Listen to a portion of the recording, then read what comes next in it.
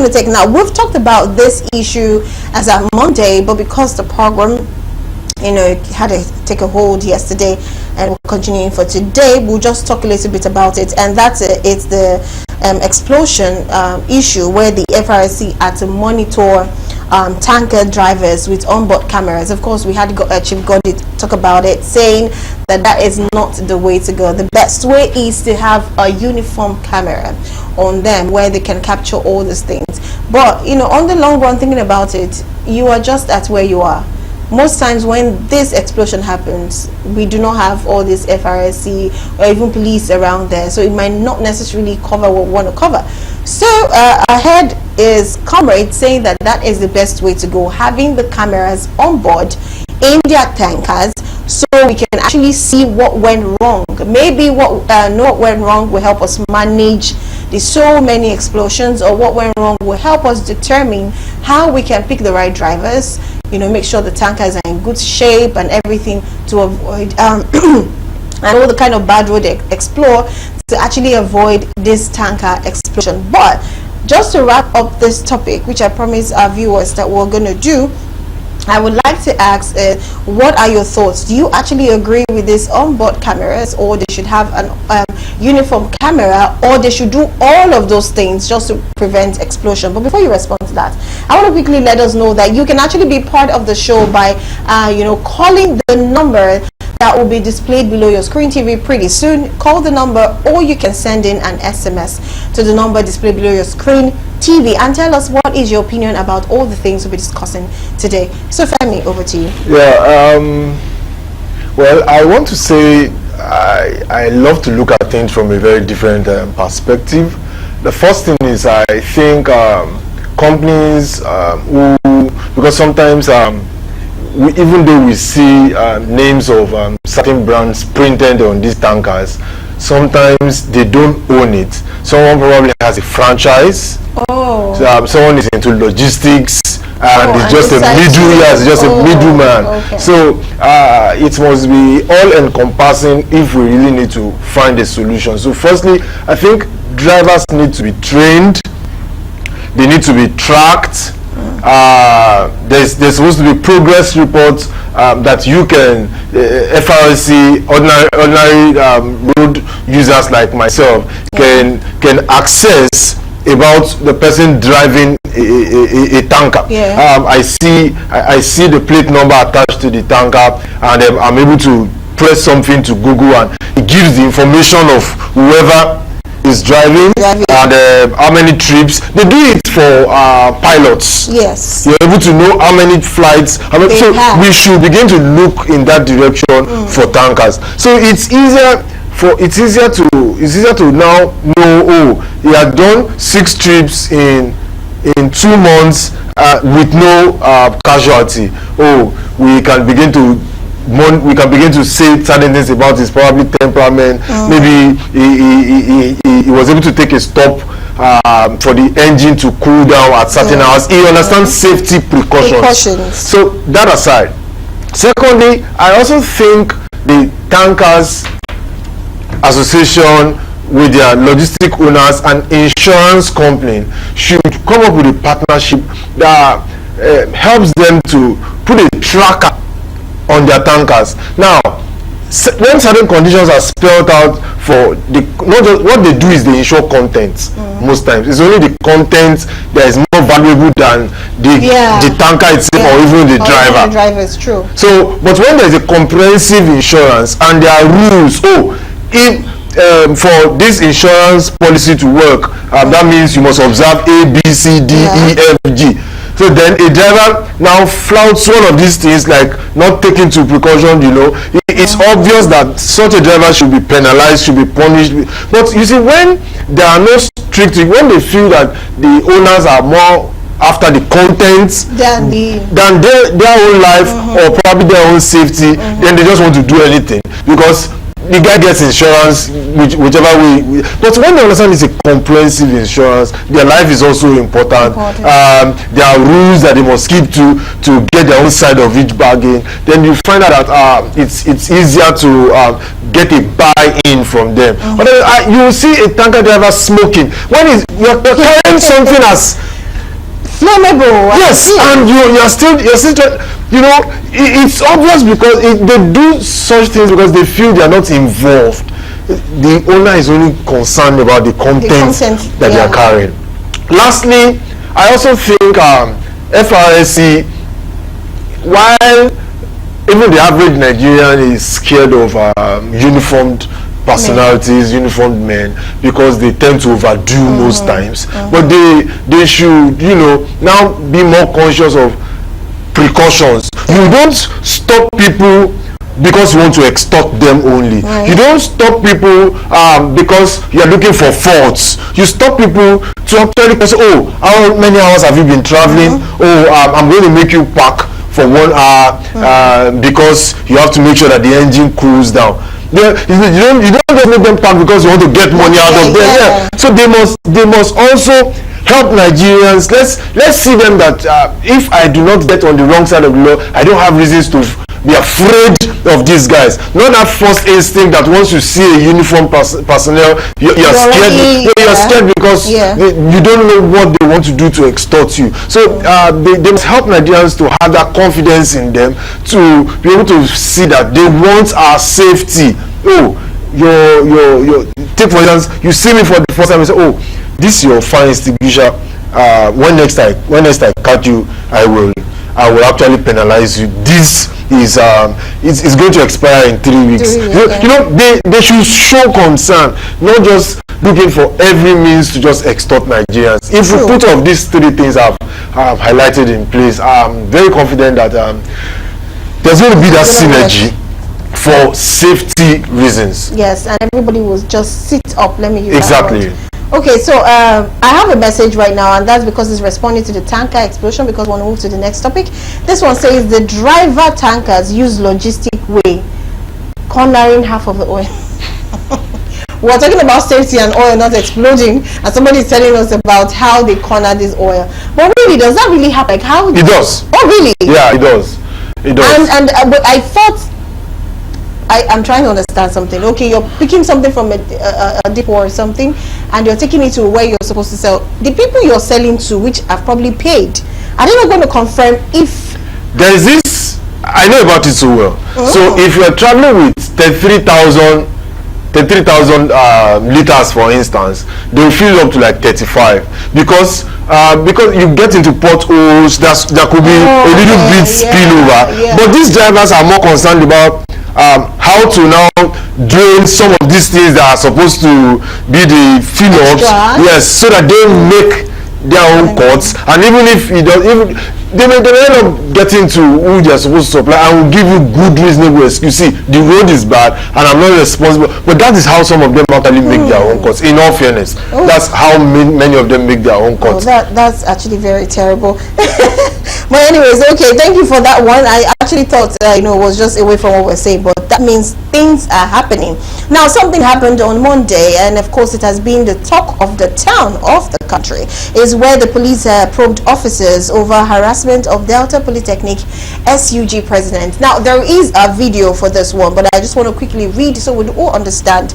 We could understand exactly what the video is trying to say. Now, the Delta State Police Command has commenced an investigation into an accident where policemen allegedly slapped a shot at a student union president of the Delta State Polytechnic, Ogwashuku Eruru Christian, over 500 naira settlement.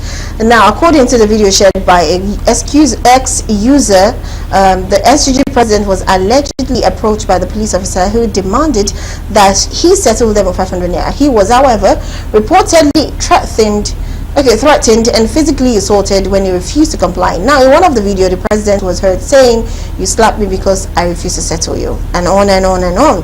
Now, in response to the allegation, the command spokesperson, SP Edafi Bright, acknowledged that an investigation into the incident had been launched and added that the officer accused of assaulting the SUG president had been detained. Now, the PPRO, however, stated that the conduct of the SUG president in calling the police criminals and thieves should not be encouraged, particularly because the officers were deployed to the area due to ongoing kidnapping concerns. But of course, trying to look out for ongoing kidnapping concerns, and you're demanding for 500, it's way out of your duty. But let's quickly watch this video. It's a bit rough because, being under that tension and you're able to capture, I will even give kudos to the SUG president, being able to capture that little, even though it was rough and everywhere we cannot see exactly what's going on. But let's play this, and of course we'll come back to the studio to react. Stay with us. You will slap me because I refuse to settle you. You will see what you have never seen in your life before. You will see. School police, divisional police slapped me, SUG president, because I refused to settle them in my vehicle. Because I refused to give you 500 naira. You slapped me. You slapped me. You do not see yourself. If you don't answer to CP, inside the bush. They are running inside the bush. Look at them, criminals. Only criminals. They are threatening to shoot me. SUG president. They are threatening to shoot me. Criminals. Look at you, criminals. You know what is going to see you. Look at them. They are going to shoot me. They cannot shoot. Treat the weight.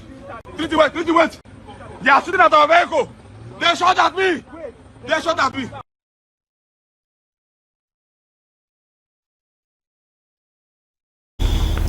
Okay, all right, you're welcome back. Femi Chacha, what is your response to all of this? I need to tell Nigerians that you don't attack anyone carrying a gun. You don't confront anyone carrying a gun, because you cannot ascertain the state of the mind of that person. And we've had experience of a lot of experience as regards trigger happy policemen, and at worst the person they shot dead would have died, but they get minor sentence. So don't risk your life. You can still achieve your goal without confrontation, and I do that a lot. That's number one. Number two, I also think that the Showore kind of confrontation with armed officers, the High Court, Federal High Court, everywhere, that's been Showore's lifestyle. So I'm labeling what this SUG president did as the Showore line of thought and kind of actions, because at the moment I think while I give kudos to Showore, is the last of that brand, still standing firm and functioning and making the Nigerian government understand that Nigerians cannot just bow down to whatever you want. While I appreciate his intentions, I think I do not appreciate the method, because a lot of things have changed, and the 21st century Gen Z child is more bold than the youth, the millennials, the generations of Showore. While the Showores were more vocal and will throw weapons of words, these guys will not hesitate to pick something and begin. So we must begin to now show restraints and tell them how they did it successfully, so that we don't continue to lose lives in the name of agitations, in the name of protest. Look at what this guy. He could have actually lost his life. Yes, he could. And the funniest thing that the issue, if they had shot him dead, they would have locked up those other guys and won't hear about this. Whereas, in my car, for instance, I have a camera that I don't need to shout about it. If I'm driving and I find one of them, I will sit comfortably to ensure that the way I'm positioned will be able to capture. I don't need to now flaunt it and make it look as if I'm fighting. No. So, and if I see, and I do all of these things because if Nigerians begin to do this, some of them too will be self-aware and will behave themselves more. However, I need to appeal to uniformed men that, see, we understand that the job is not easy, but this is a task you signed up for. You were not coerced, you were not forced. So you need to respect Nigerians so that Nigerians can respect you. You guys are paid with taxpayers' money, for crying out loud. So please, there must even in the face of provocation, you must still show that emotional intelligence until it's out of hand. Which I believe, I'm appealing to Nigerians right now, please don't confront men with guns. Please, very important. Very important. Yeah, very important. Mr. Nurudin, we always add, they say, when you are beside a bush, just do like Mumu and friends at the police station. When you get to their police display, at that point, you know they will not just kill you and throw you in the bush. You know there are people there and not everybody will be able to take it. So yes, I totally agree with that. But at the same time, you were saying something. Okay, before that, let's pick a call. There's been a caller calling. We have callers calling in. So let's just pick this one and hear what this person has to say. Hi, good afternoon. Yeah, good afternoon. Hello, what's your name and where are you calling from? I can hear you. From Maryland. Maryland. What's your name, sir? My name is Udo. Udo. Okay, Udo, please, can you go ahead with what you have to say? Yeah, I want to appreciate you for talking very clever. Concerning about people with arms are very dangerous, or people with any object. Hear them, run from them. They give comment not, but they kill to kill and to destroy. Okay. That is the people too. Okay. Thank you very much, Udo. Thank you so much for that one. Thank you. Okay, so that's Udo from Maryland saying that once you see one with gun knife, you just fear them. Run for your life. Okay, we have another caller. Hi, good afternoon. Good afternoon. Good afternoon. What's your name and where are you calling from?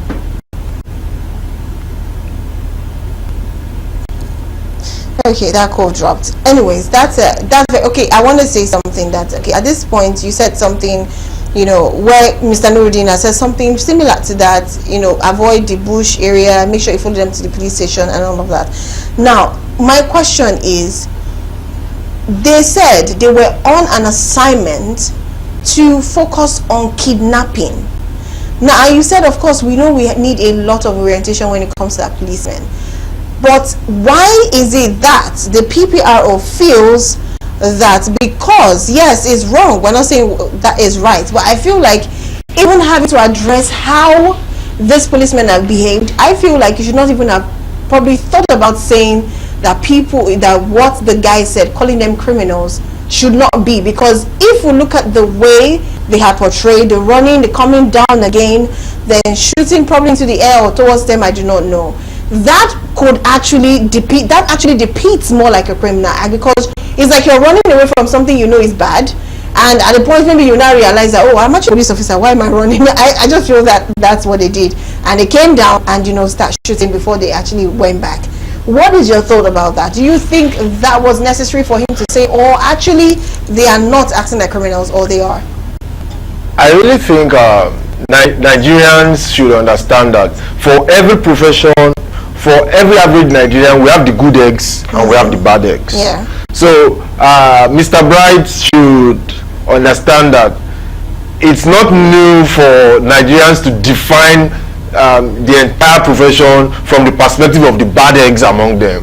So if we say Nigerian policemen are criminals, it's because of those that are painting them in offensive color, in the wrong light, bringing them to the wrong perspective with Nigerians. So the act that was put up was criminal, and if those ones are addressed as criminals, I think it is right.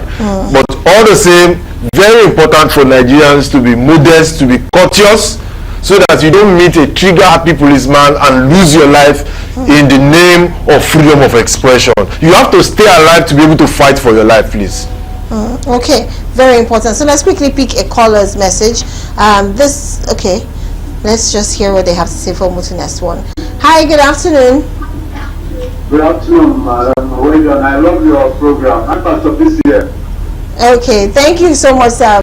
What I'm hearing from you people, yes, it's good they should run away from them because of the outcome. But the act of the police people is wrong.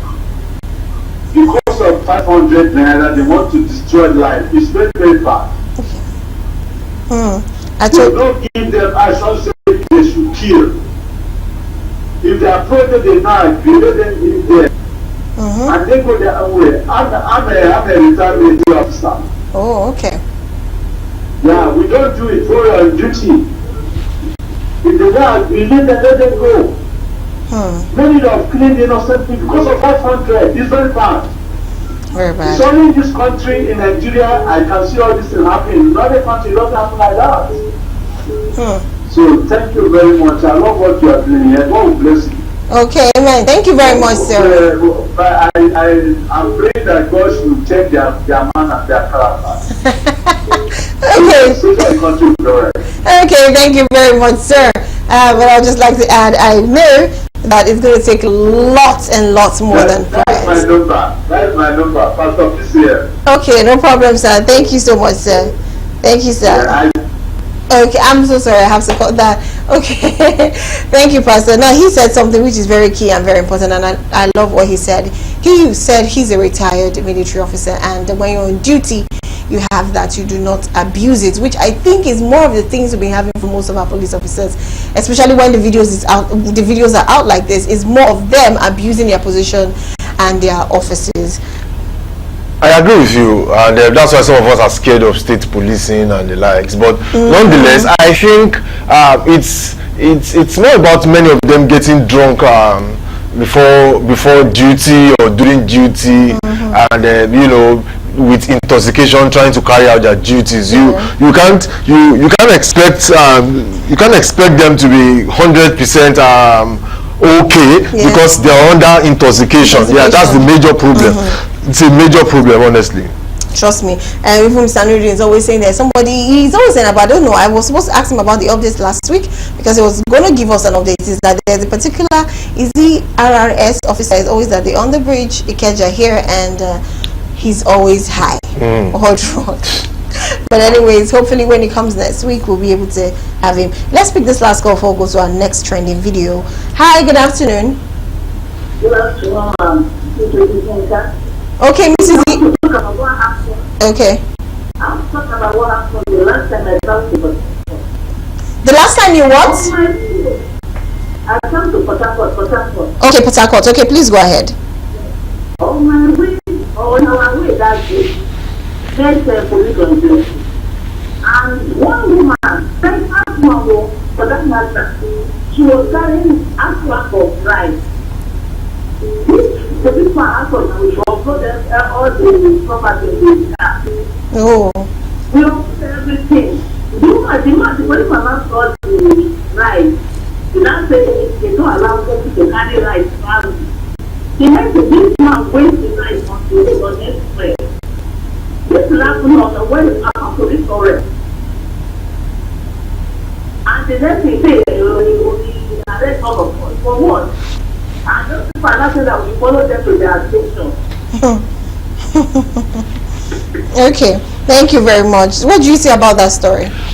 Most times when they understand that you don't understand your right, you are not probably too learned, they want to throw certain tantrums or things at you, and if you begin to fidget or you begin to shake and it's obvious to them, they just extort you and tell you it's contraband. This is half bag of rice that is not even sealed. Does that mean I can't buy? I don't understand. Does that mean it is imported? You know, they're just trying to.